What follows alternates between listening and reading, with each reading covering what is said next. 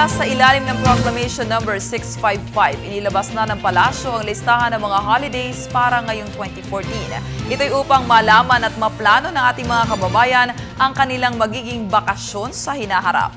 Para sa detalye ng good news na yan, babalitaan tayo ni Julius Disamburon live via phone patch. Julius, good morning.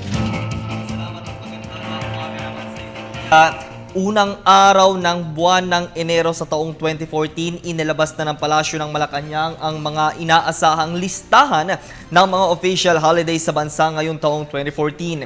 Ito ay upang maagang maplano at malaman ng ating mga kababayan ang kanilang magiging bakasyon.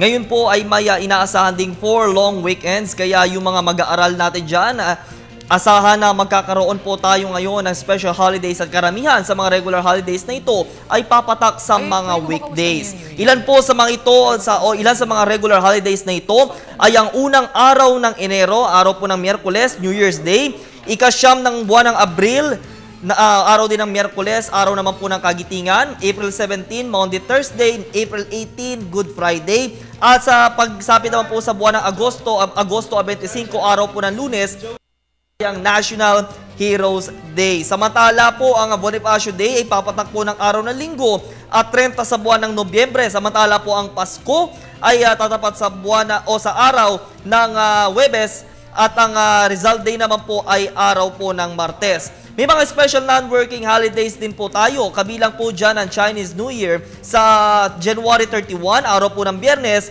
at ang Ninoy Aquino Day, Huwebes po yan, August 21. Samantala, ang All Saints Day ay November 1, araw po ng Sabado. Ito po ang ating Christmas Eve, December 24, December 26 at December 31 ay kabilang din po sa mga special non-working days. Samantala, ang February 25, special holiday po para sa lahat ng mga eskwelahan, ay yan po ang EDSA Revolution Anniversary.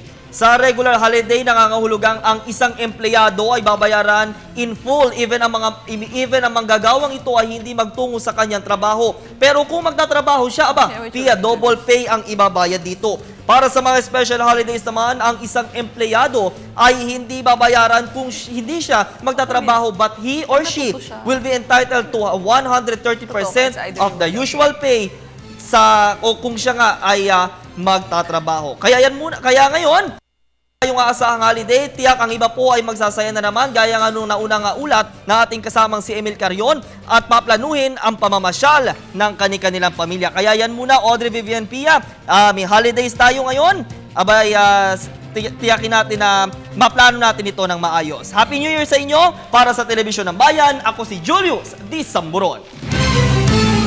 Okay, maraming salamat, Julius Disamburon.